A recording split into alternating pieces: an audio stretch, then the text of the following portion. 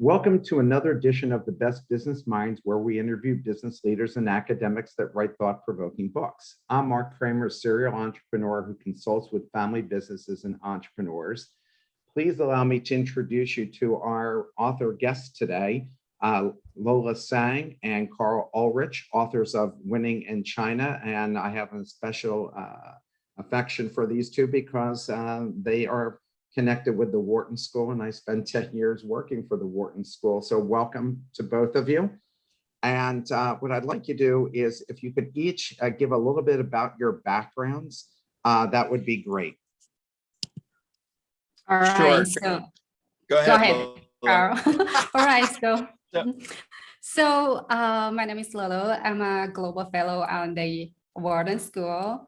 I was a journalist from China, then I moved to the US. After attending the University of Pennsylvania, I switched my career into marketing, and I have worked for both startups and multinational corporations in US and China. Great to be with you, Mark, and good to see you across Zoom, Lele. It's been a while. I'm Karl Ulrich, and I'm a professor at the Wharton School, where I've taught for almost 30 years. And so I have also been an entrepreneur, and so I had a fair bit of experience working in the entrepreneurial space, but I've mostly taught product design, innovation, and entrepreneurship at Wharton for almost 30 years. What were just curious, what were the entrepreneurial ventures you did? Well, I've been really heavily involved in the entrepreneurial ecosystem.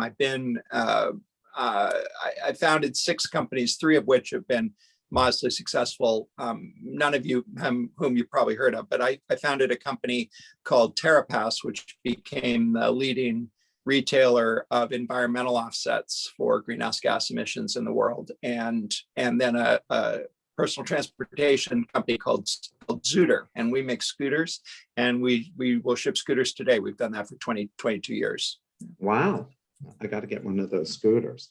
Okay, wonderful. And why did you two write this book? And I really liked it because it was it had great examples of both success and failure in it, and it was a quick read. I mean, I read it on a flight from Los Angeles to Philadelphia.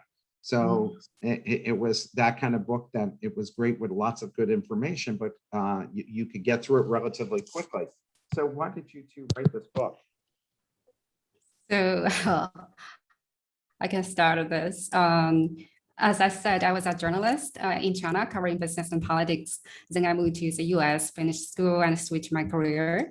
But as a former journalist, I still followed current affairs. So I saw a gap in English coverage of China, as there was a lot of interest in China's politics, China's economy, and Chinese companies like Alibaba, Xiaomi, and ByteDance, but not much on multinational corporations in China. In fact, those companies have been a critical component of China's economy since the opening up and reform. So those companies had fascinating stories, but many of them had never been told. For those who got covered, I think most of them are still sort of on the surface. So as a result, after I quit my corporate job, I decided to write a book about those companies. And also, as a former journalist, I was so obsessed with failure. So my initial thought was to write a book all about failure. So since there are so many tech companies that have failed in China, so I thought it's going to be a book all about tech companies' failure in China. So I met Karl. Yeah, so Lele comes into my office and she says, Karl, I want to write a book about tech companies' failures in China. And I had 2 thoughts. One is, well, that sounds like kind of a downer. Who wants to read about failures? And secondly, if you limit it to tech companies, you've really limited your audience. I think there's some more interesting narrative here. And so I encouraged her to broaden the scope to be all multinationals and to look at successes and failures so we could be more prescriptive. And then I snuck in that word "we," and then I said, hey, and I'd like to work on it with you. So that's the backstory. Well, it's a good combination. Lele, I'm a former journalist and still a journalist. I write a national column for American City Business Journal. And I liked your thinking behind this book. Has China now taken US's place as the main economic superpower? Because it seems that to me. I'll take that one. I think it's probably too simple a characterization. In nominal GDP, China is very close to being the biggest in the world, and by some accounts is the biggest in the world. China has the largest population, so by those measures, it's the world's biggest economy. But certainly in per capita GDP, the US is still way ahead of China. And I think it's better to think about, if you think about the broad axes of power in the world, the European Union, the US and China are pretty much co-equal in terms of how much power and influence they wield in the economy, I think. Yeah. Lowell, do you have any comment on that? I agree on that. I have to say that from talking to a friend of mine who's an ambassador at the UN, that she says that now that China is much more influential on a global basis than the United States especially after the last administration. And I said, are people fear China around the world, as we are always hearing here from our own media? And she says, no, that she would say the vast majority of countries that are that participate in the UN are happy to work with China. So I think that's kind of interesting. And I think that's why I'm asking that question about not just from a number standpoint, but it seems that they've built relationships that the US used to build. Many people think of China as a communist country, but I view them as a capitalist with a dictator, because this guy's now not going to be in power for 10 years. He has basically given himself unlimited, kind of like Vladimir Putin. And so a former Wharton professor, now head of a China-focused consulting group that you guys might know, and I hope I pronounced this name correctly, Weijin Shan, said they are a Marxist-Leninist country, and the West has to understand that. Do you know what he means by this? And what is China? What is it today? How do you describe it? So I think he probably refers to China's political system, and which is run by one party.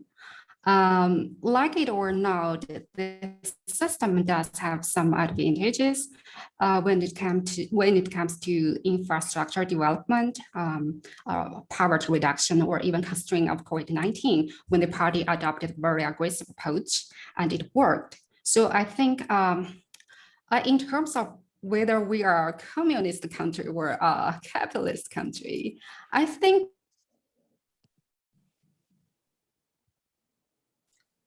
All right, did we lose the economy does have a sizable state. Well, sorry. So I think China. Can you hear me? Yes. Yeah, Okay. we're getting a little, yeah. So I think the economy is primarily driven by the market force. But China, it is true that China does have a sizable state-owned sector, but it's a private sector that has been driving the economy and transforming the country. So I would say China is a market economy with Chinese characteristics.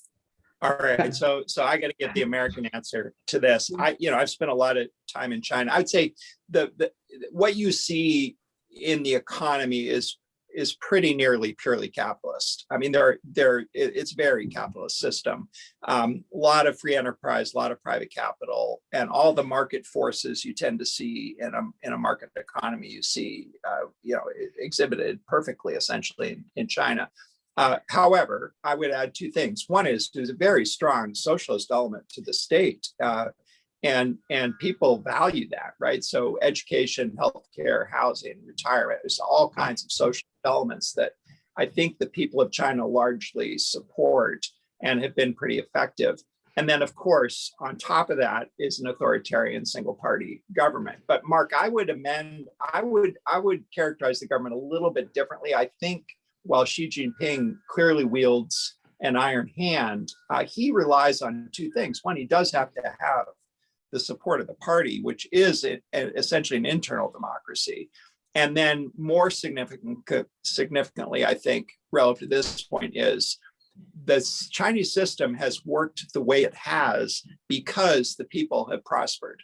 And so if you go look from 1980 to 40 years, it's been continual improvement in quality of life for the Chinese people. The moment that isn't true, I think the dynamic could be very different.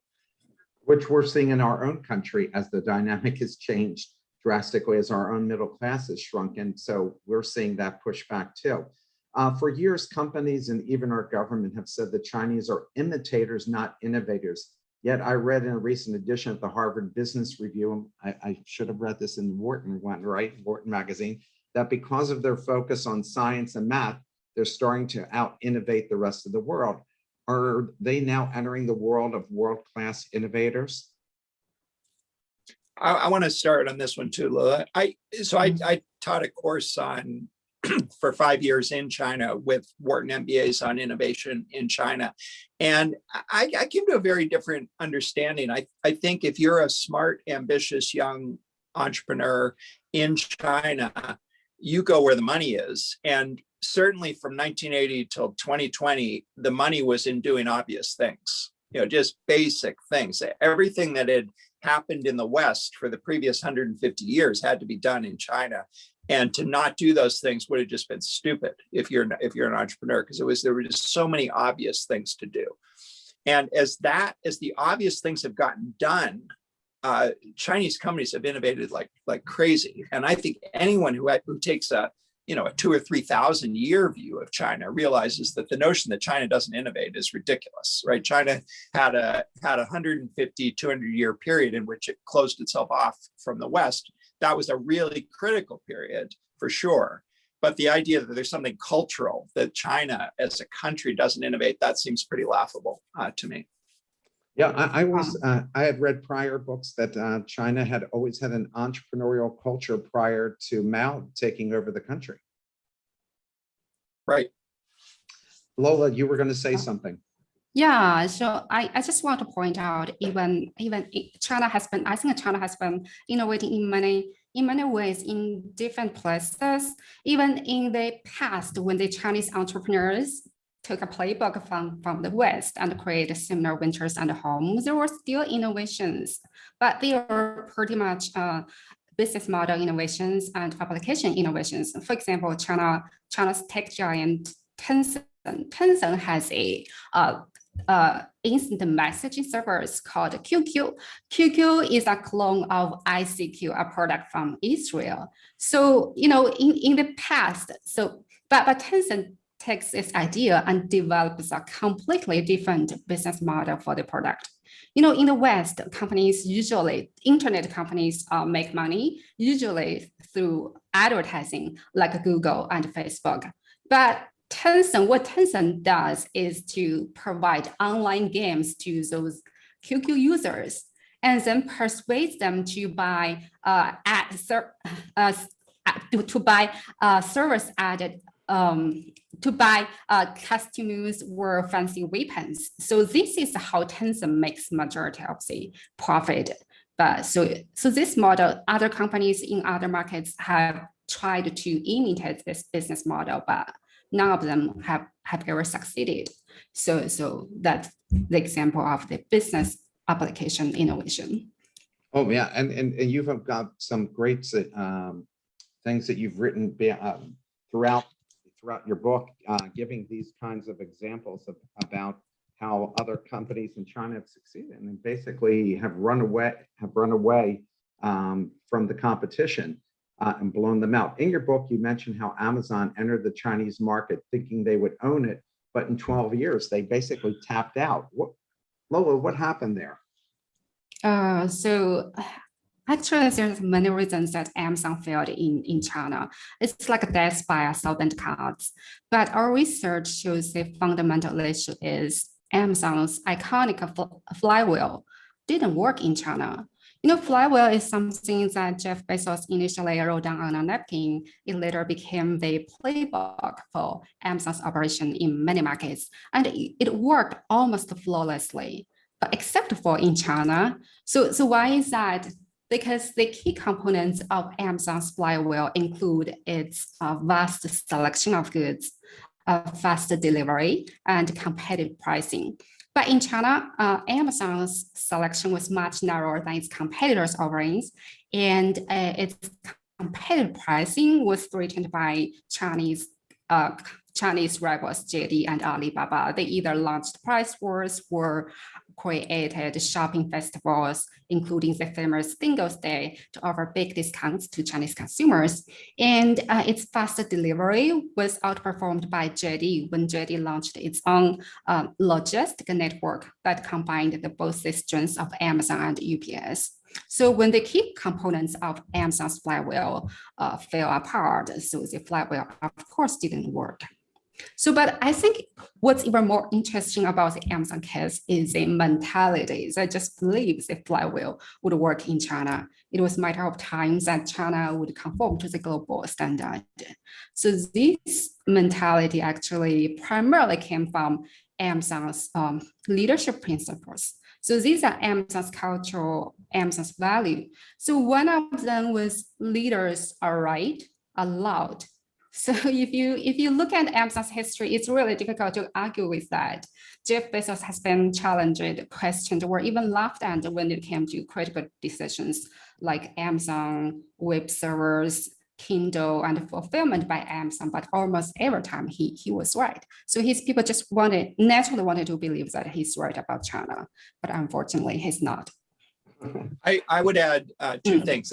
That's a great description, and I would add two more things. The first that's important is that Amazon had extremely high opportunity costs as well. So Amazon has had amazing opportunities globally to make amazing return on capital and had somewhat limited managerial tension. And so it probably was rational in saying, this is tough here. We've got better opportunities to return shareholders' capital elsewhere, and so gave up. The other thing I would say that's really important about China, it's what makes China different from other global markets, is that there will be in China always a local entrepreneur with essentially unlimited venture capital to compete with, whose only goal is to dominate the Chinese market. And if they dominate the Chinese market, they are fantastically wealthy, successful entrepreneurs. End of story. They do not have to worry about the rest of the world. That is not true when Amazon enters Italy. An Italian entrepreneur has to look at the globe because the Italian market's too small. It's not a big enough prize. So your competitors are always ferocious in China because the local prize is so big. That's what you're up against. Yeah, I guess because I guess China is what, 15% of the global population, something along those lines, right? Yeah. China has quickly gone from 1 child to 3 children in a few years. A major move like that in most countries would take years of discussion and a lot of political trade-offs. What will this mean for China, the world, and what does this say about their political system, especially compared to Western democracy? Do you have to rethink our own political system because that affects the economy, speed, and acceptance of innovation and capital formation? Which of you want to tackle that one? I can try. Well, let me try a little. Okay. I don't want to get you in trouble. But let me just first say, it's a lot easier to mandate 1 child than it is to mandate 3 children. Right. So I think, it just you think about how you administer that. I think most Chinese laughed at the idea that they would be required to have 3 children. And what we're seeing in China right now is secularization and creation of wealth. And we know that societies become less interested in fertility as they get richer. That's happening in China. And I totally take your point, Mark, that China did it in what felt like 1 week after a census report, but this is a secular trend that China can't just change with a law the way it could limit population. When after the Mao era.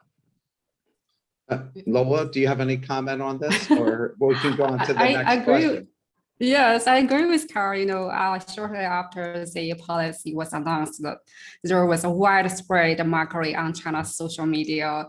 People made all kinds of jokes about it. One of them was like, I'm not buying 3 BMWs, not because there's any restriction, but because they are too expensive. Raising one child in China is very expensive given the high cost of housing and education. And also there is other social issues involved, like the discrimination, the employee discrimination against women. So I think before these issues get addressed, Chinese couples will not have more kids as the policy advocates. Lola, I hadn't thought about this as a question, but you just brought it up. What's the issue for women and in the Chinese workforce and in business? Is there issues there that is there kind of a glass ceiling in China for women, or what's the issue?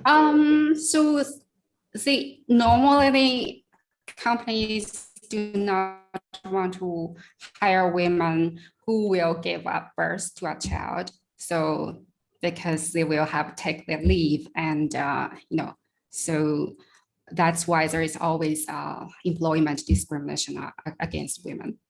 I think what will happen, Mark, for sure, almost certainly, is the retirement age will go up. I mean, China does face this horrible problem that their people just don't work very many years, and they have an aging workforce. So I think the retirement age for women right now is 55, which seems pretty crazy. And I think almost certainly retirement ages for men and women will go up in China.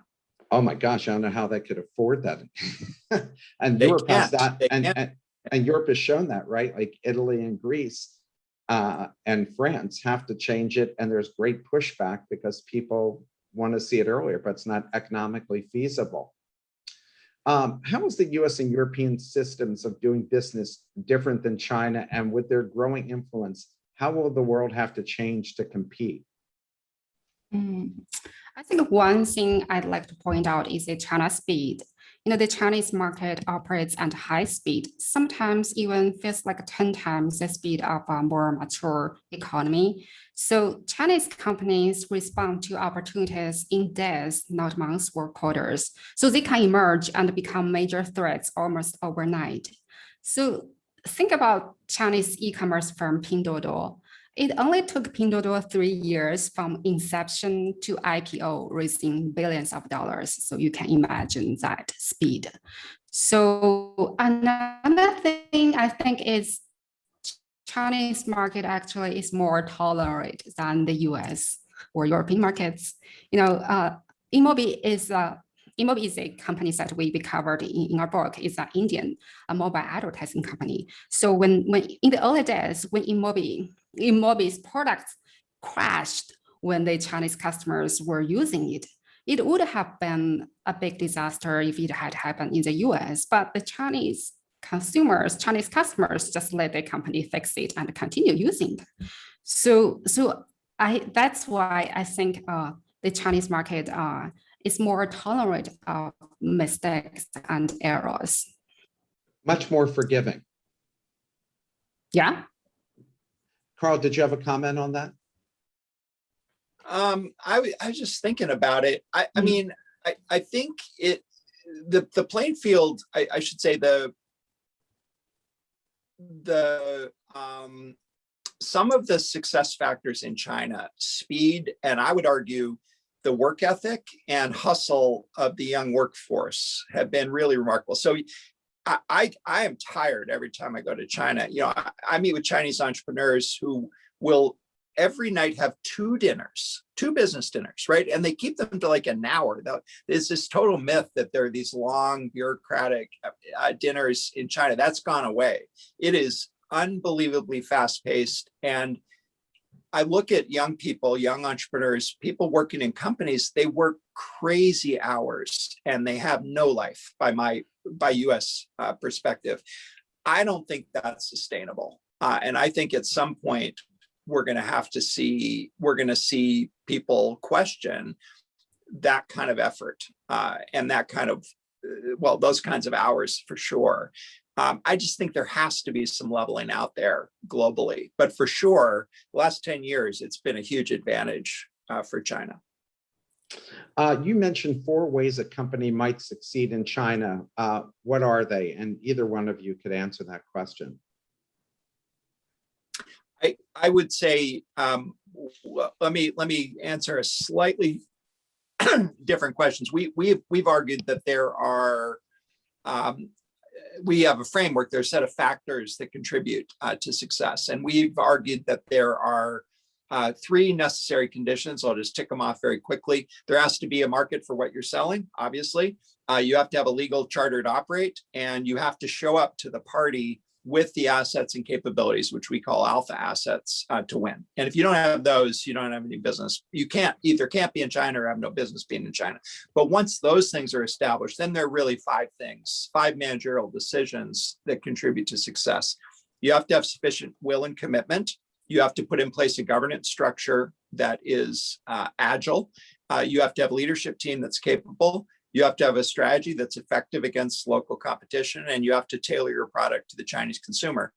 And we would take all that, and then we readily acknowledge and saw as being critically important in our case studies, a good dose of luck. There's a lot of uncertainty in this world, and especially in the Chinese market. And the companies that won in China also got lucky in a lot of important ways. So that's really our framework for thinking about success in China. Lola, do you have any comment on this? Nothing additional? We have a question from the audience. Have there been successful foreign firms owned by women? And if not, what sectors do you feel foreign-owned women firms would be most successful? Lola, that sounds like it's right up your alley. So, in fact, Inmobi is a company that its China head is a woman. So he is a McKinsey. He was a McKinsey consultant, and she was a McKinsey consultant, and then but very entrepreneurial and very passionate. And she just took Inmobi, treated Inmobi as a startup, and make it one of the most successful internet company in China. Inmobi actually is China's largest independent mobile advertising network. Yeah, interesting. I would add something. I want to add something on women in China. A company we started to feature in the book, and for a variety of reasons we're not able to, and I'm not going to say which one it was, is a European company that entered China, and they explicitly argued that part of their strategy was Chinese women. They said Chinese women had viewed traditional Chinese companies as highly patriarchal and quite stifling, and that one of the things that was attractive to them about this Northern European company is it was much more egalitarian and women ran the show. And so they saw it as being a better opportunity. And in fact, we talked to the CEO, it was a man, but he said, yeah, my secret is Chinese women. I was able to provide a great workforce for Chinese women. And I got the best people as a result. Awesome. Dr. Shan said, it's easy for foreign company to launch their business in China. Is it easy to get in, but hard to succeed? And if so, why? I think he's right about it's easy to get into the Chinese market because the vast majority of business categories are open to foreign investment. And in some categories, and the Chinese government even have incentives set up for foreign companies. But Chinese, one of the defining characteristics of the Chinese market is the fierce competition. For almost any sector that a foreign company enters, there will be a ring of competitors vying for dominance, which is a scenario unlikely to occur in other markets like Japan or maybe France. So as a foreign company, you are intrinsically less agile than your Chinese counterparts. So you have to bring something very strong to the table.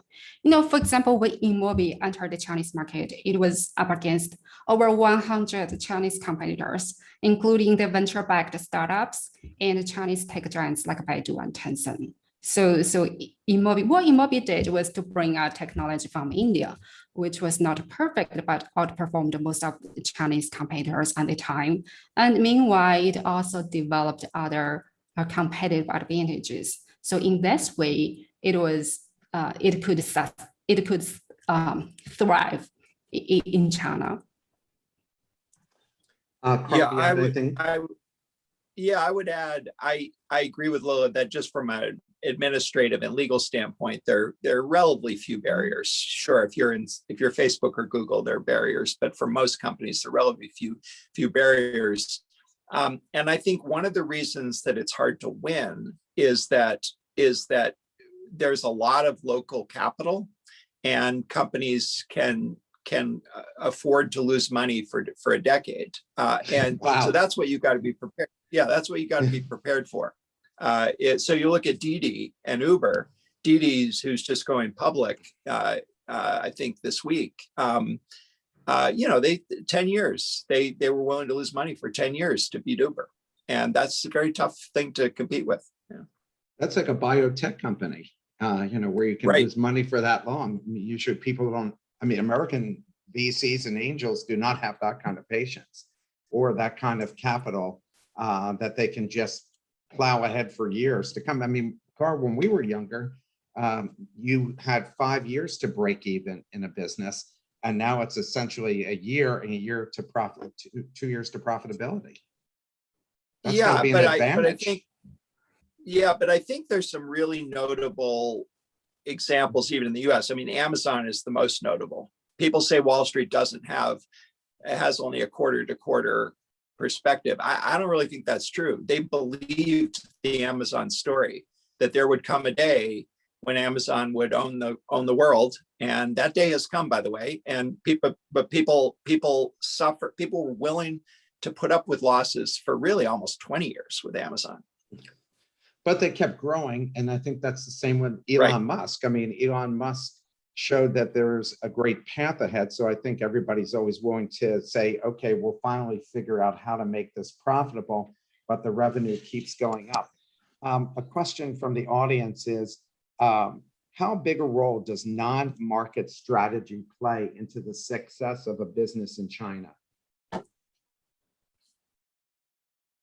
Non-market strategy. Yeah, I guess what they're saying is how much, connections, political connections, familial connections, and another person's also asking the following question is, clarify this success due to family, especially female workers or family leaders. So let's tackle the first one. Yeah. So it's sort of the Guanxi question. Lele, what's your answer? Yeah. So I think Guanxi used to be this mysterious force that can make or break a business in China. But nowadays, Guanxi become less important. Let me just interrupt. So Guanxi, for the non-Chinese, those who don't follow China, Guanxi is a Chinese word that essentially means your connections. And it's just used, how much Guanxi do you have, like social capital? Go ahead, Lele. Yeah. I think Guanxi is not, the Guanxi nowadays in China is not much different from the relationships and networks that we were talking about in the West society. So I don't see there's any difference nowadays. Yeah, I echo that. I think it was the informal social networks. Of course they're important, but they're also important in the West. And I think there was a period right after the opening up where government connection, that was it. That was the thing. You would get, it was the deal the government essentially made with business leaders was, we're going to let you get rich, and it's your connections that are going to allow that to happen. In exchange, you're going to help us build an economy. So there was certainly a period, 1980, 2000, where those connections were everything. But I think it's less and less true in China, or I should say it's equally true in China as in the rest of the world. Yeah, because the beauty that people always say to me when I worked in Latin America and in other places was that in the US, you and I could meet over coffee and decide to do business together, that we don't need to necessarily know our families and have all these connections. If we felt that there is a way for us to work together, we just did it without knowing each other for a long time. And you're saying that that's also happening and has happened in China, that you could have a meeting with somebody you really don't know well, and nobody necessarily brought you into it. But if there's the ability to work together and be successful, that they're open to doing that. Is that what I'm understanding? I think so. And I would add one more thing. Full agrees with this, but because of the Mao era, and anyone in the country is 2 generations from the farm. Like that, it was this great leveling of everyone. Everyone went through that hardship, and in Europe and the US, that's not true. I mean, you could have 10 generations of wealth and prosperity and education in your family, and those social ties still matter quite a bit in Europe and the US.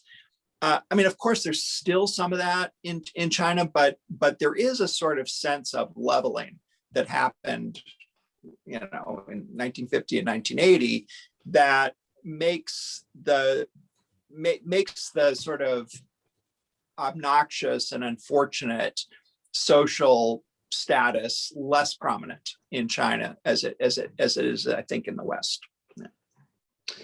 You mentioned that Alibaba's success in part was due to political connections, but recently their founder got himself in trouble by speaking out against the government and crippled the public offering of Alipay. Any company leader that doesn't heel to the Chinese government, that includes even big companies like Google and Apple, what will this kind of government power mean to global companies? I think the media has talked a lot about what happened to Jack Ma, but I think there is another aspect to the Alipay story. The Alipay's credit business is around 1/10 of the non-mortgage consumer loans. So how does this work? So Alipay basically connects consumers and the Chinese banks. So Alipay provides consumer data to those banks and let banks lend money to consumers. But this model actually puts Chinese banks at risk, because many small to mid-sized banks, which don't have risk management capability, will have to rely on Alipay to Alipay's judgment. But when defaults happen, it's those banks, not Alipay, face the losses and consequences. So that's part of the reason that the government suspended Alipay's IPO. I think China has its own values and systems, and it expects foreign companies to obey to its laws and regulations. And in our book, we actually covered Intel. So the company had some frictions with the Chinese government regarding some regulation issues, but it found a way to bring the balance into its operation. So now the company generates more than a quarter of the revenue from the Chinese market, and which is around $20 billion. So I think there is a way to do that. Karl, do you have any comment on this at all? It's a really tough question. The relationships to the government. I mean, if you're a tech company, for instance, I just heard a recent piece about Apple, where Apple is huge in China. China is incredibly important to Apple. All of Apple's data for Chinese consumers is essentially on government-controlled servers. And that's a very precarious situation, in my opinion. But Apple has just looked at the trade-offs and said, we're either in China and play by the rules, or we're not in China. And we choose to be in China. Yeah, I think Google says the same thing. what kind of money and time does it take to enter and succeed in the Chinese market? And does someone hit all of the cities at once or just one? And also, is China as diverse culturally as the US? Because how you would sell in the Northeast is different than how you would sell things in the Southwest, even though we all speak English. So, what's the take on that? And especially after you told me that in China, these venture capitalists could put money into something for 10 years, handle 10 years of losses. So what does it take to succeed there financially and time? So I think China is a massive market and the price is huge. So the commitment required to succeed in China is usually bigger than for any other market. But in terms of the time and the money it requires to succeed in China, I think it really depends. For instance, in Amazon's case, Amazon was up against JD and Alibaba. Both had deep pocket investors, and JD's goal was to secure market share regardless of profits. And it burned a couple $1 billion before even going to public. So in order to compete with JD and Alibaba, Amazon definitely needed to inject more capital into the Chinese market, which unfortunately it didn't do. So, and also in our book, we covered companies like Intel and Xenia. They both endured many years of operational losses before making profits. So just to be realistic, you don't expect to succeed in China in a couple of years or 3 to 5 years. Yeah. And your last question is about is China culturally is China's culturally diverse as the US? I don't think so. Actually, I think it's a good thing for the global companies because you can take a product and to sell it from east to the west. For example, the Starbucks has opened over 4,000 stores in China, from Beijing to Shanghai, from Xinjiang to Tibet. So I think that's definitely a good thing for global companies.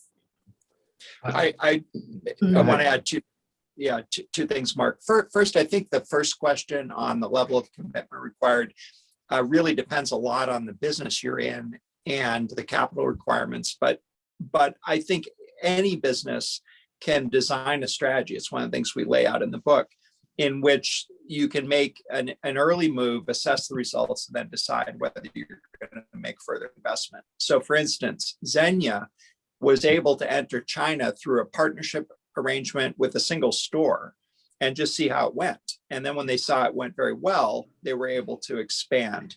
And so the key thing is to look for a way to do a first phase that's modestly affordable, and then look at the results of that in order to decide to make further investment. And if you can do that, you can avoid having to commit the full $1 billion, let's say, in advance. And then the second thing, on the second point, Chinese cities are so vast that you can pilot in a city, in a single city, and still have it be a vast business. You have 20 million people in several cities with 20 million or more people. That's like entire countries in many parts of the world.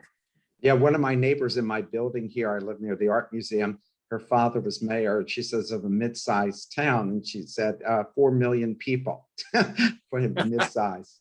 Right. And here's a question from the audience. What would you say are the key opportunities, sectors for foreign companies to enter in China? It seems women-targeted industries, creating banking products for women or dating apps for women over 27 provide quite a bit of opportunity.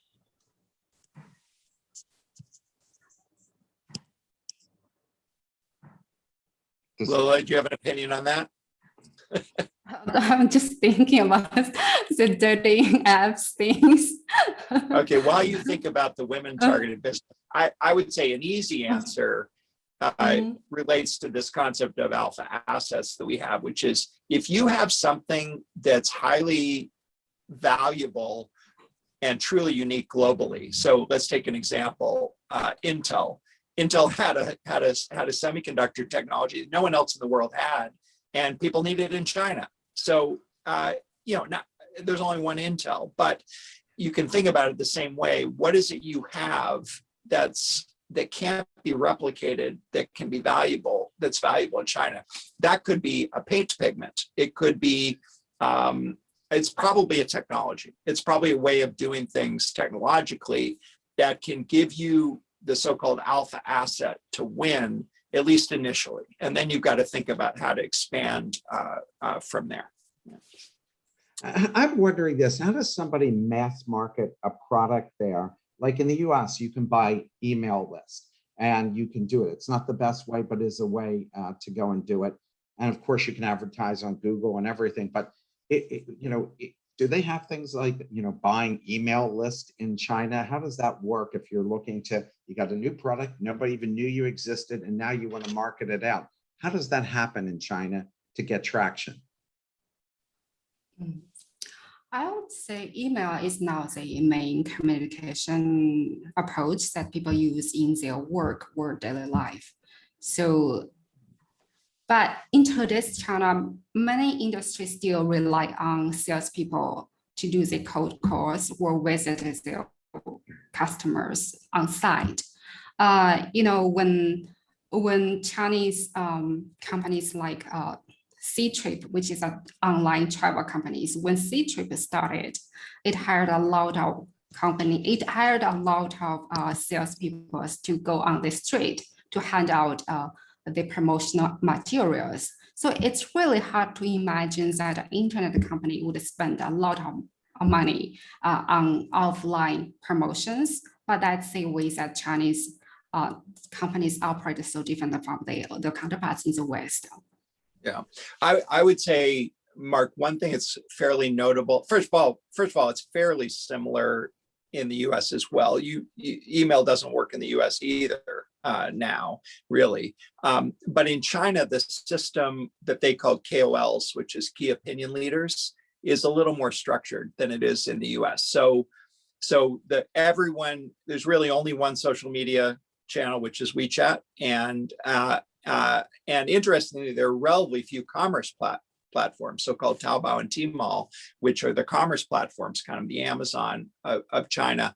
But there are these so-called KOLs, or key opinion leaders, that people follow on WeChat, and influencing those people is often the way you reach the masses. But that's expensive.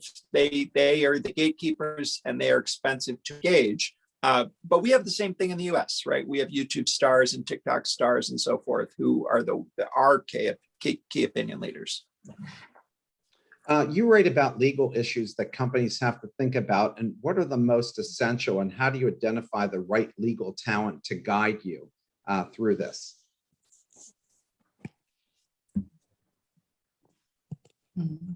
Either one of you, because I would like to hear about that, because I think a lot of people think about when they're entering the China market, how do they know the key legal issues, and do they hire a Chinese law firm to do it, or is it an American law firm with a presence in China?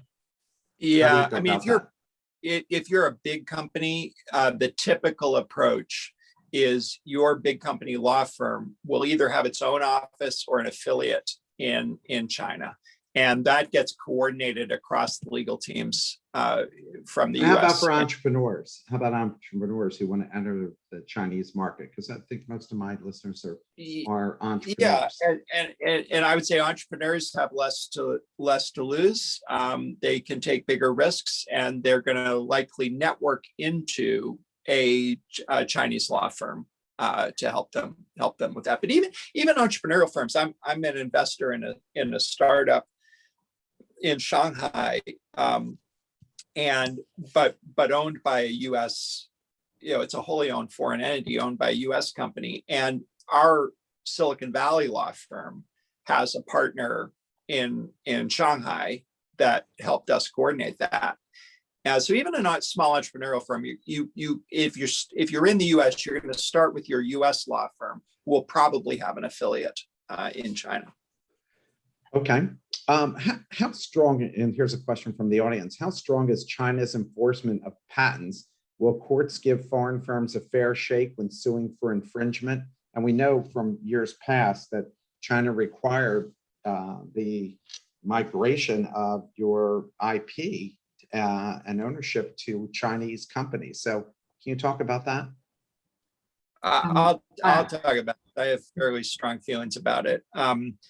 I teach product design. I'm an inventor myself, 25 patents, and patents are nearly worthless anywhere in the world. And the only exception is in pharmaceuticals, where it is an extremely big deal. But in most other domains, patents are nearly worthless. What they really are in the US is a license for big companies to bully little companies. They're a license for litigation and intimidation. Now, I know it's a strong statement, but I've been doing this for 30 years, and in very rare cases have I seen a patent actually make a business difference outside the legal system, outside the sort of intimidation that occurs in suing for patent infringement. Very important qualification is that that's outside of pharmaceuticals, and in pharma, it's super important. And in some fundamental industries, at the dawn of the industry, the patents can be important. But mostly, patents are grossly overrated as being important. Much more important is know-how, is knowing how to do things, and that is typically tacit knowledge that can give you a 2-3 year advantage before people figure things out. Bill Draper, a legendary VC out in Silicon Valley, agrees with you totally. He's always, when he looks at companies, he doesn't really care about the patents. He said, I just care that you get out there fast and grab as much market share as you possibly can, because somebody can always go around your patent. So it's never been a big thing for him. A question from the audience. Do you think there's space for foreign company to enter the B2B market? And if yes, what are the couple of things such as a foreign company should do right in order to succeed? And I think you've been kind of giving that all along the way here for the last 45 minutes. Well, I think fundamentally it looks the same. If anything, B2B is a little easier because the product attributes, the purchase decision tends to be made based on just product performance, product functionality, which are easier things I think are more easily understood dimensions of competition. So if anything, I think B2B is easier. Same principles apply. The exception that I think is really curious is we haven't really seen the enterprise software companies, the global enterprise software companies, make inroads into China. And I don't really fully understand why that is. And so it may have some things to do with intellectual property, but I don't fully understand why that is. But that's an area where I would agree. We haven't yet seen many companies make inroads into China. Lele, what do you think? Mm-hmm. So I worked in the marketing field. So our company, in the past, our company tried to introduce us to use marketing software like Adobe's Eloqua or HubSpot. But actually, so the sales process is so different in China. So people always say that the buying process in China is pretty much like what the customer do in the West, but actually it's so different. That's why the marketing enterprises software didn't really work in China. So I think that's part of the reason, because the customer behavior still differed from how's it different in the West. So the buying process is different. So I remember, I would say let me think of example about the marketing buying process. Well, one while you're thinking about it, Lele, I'd say one thing that is important in the U.S., really in the West, essentially the West more generally in enterprise software is there are these big platforms, Oracle, SAP, Salesforce, and then there's an ecosystem that builds up around those platforms, and that those platforms essentially become the sales channel for lots of little companies. So if there's no Salesforce, there aren't the thousands of companies that rely on Salesforce for access to the customer. So I think a really interesting question is, will there emerge platform companies like that, the way there is for consumer in WeChat, for enterprise in China? Did you have any further comment on that?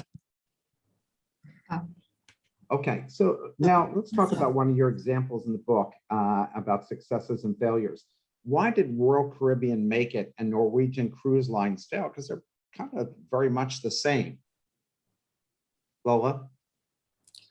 All right. So the conventional wisdom is that when you go to a foreign market, you are supposed to tailor your offerings to local customers. So that's exactly Norwegian Cruise Line did when it entered the Chinese market. So it adopted many Chinese characteristics to its cruise ship, like Chinese design and decorations, Chinese restaurants, Chinese tea houses, and even Chinese games like mahjong sets or Tai Chi. And it also provided a big shopping area with all the luxury brands and 3 casinos, because Chinese people are known for love shopping and gambling. So they thought this would give them an edge, but unfortunately, it didn't. It turns out that it turns out that Westerners is an attribute that Chinese customers valued. So when they got on cruise ships, they expected exotic Western style experiences. So adapting too much to local tastes actually backfired. And also, since Norwegian Cruise Line was not a well-known brand, so it ended up with a more middle-class customer base as opposed to a more elite, affluent customer base. So those middle-class Chinese customers, they could afford a nice vacation, but were prudent to with their money. So they didn't really shop, they didn't really gamble. So the onboard revenue fell way short of expectation. So at this point, there are other cruise companies like Royal Caribbean or Carnival. They released more ships, new ships to the Chinese market. So there was a overcapacity, and then Norwegian Cruise Line found a better opportunity, a better return on investment in Alaska. So it ended up spending $50 million, removed all the Chinese elements and sent the ship to Alaska. So let me ask you this. You talked about LinkedIn, and LinkedIn had, I guess, some success in China. Well, what's the story with LinkedIn in China? LinkedIn. So LinkedIn is a very interesting case. So before LinkedIn entered the Chinese market, Reid Hoffman actually had done extensive research, learning from foreign internet companies that had failed in China. So they came up with this new operational model, which is they formed a joint venture with Chinese VC firms to gain connections and regulatory benefits. And in LinkedIn China had its own board separate from that of LinkedIn USA. And the China had the privilege to report to the LinkedIn global CEO, Jeff Weiner, at the time. So the entire idea was to run LinkedIn as a startup. And LinkedIn was also very smart to integrate into China's internet ecosystem. So it integrated with Alipay and also WeChat, so which brought them a ton of new users. So that's why for a while LinkedIn was companies entering China, but the company's strategy quickly shifted to build a completely local products just for the Chinese market. So in this way, LinkedIn just lost its own competitive advantage, which is the global network, putting it in the same way as its competitors. So the new product unfortunately didn't get much traction. So LinkedIn ended up shutting it down, and the China president also left the company. And so after that, they sort of scaled back. So they shifted the focus from professional networking to career development. The Chinese CEO that was kind of successful, kind of built them up there. I'm forgetting his name now, but he was running it for 2 years. Did he ever go off and do his own entrepreneurial thing? So he later joined another startup. Okay, so here's my last question for both of you. What kind of skills does it take for an entrepreneur leader to succeed in China? What kind of skills do they need to have to be successful there? And I think we're talking just to sharpen that question a little bit, Mark, and in the context of a foreign, so leading a multinational in China or leading a foreign company in China. I mean, there's a tension here because on the one hand, you have to have the political and organizational skills to navigate a relationship with a parent company, which tends to be a big company set of skills. On the other hand, you're basically running a startup. And so that's the tension. And in our view, and so you could imagine taking someone from the home corporation and planting them in China, or you can imagine hiring an entrepreneur, a startup leader who has experience in the local market. We're slightly biased towards the entrepreneurial leader with expertise in the local market, because we think that's the harder thing that's the more critical set of skills relative to being able to navigate the politics of the parent.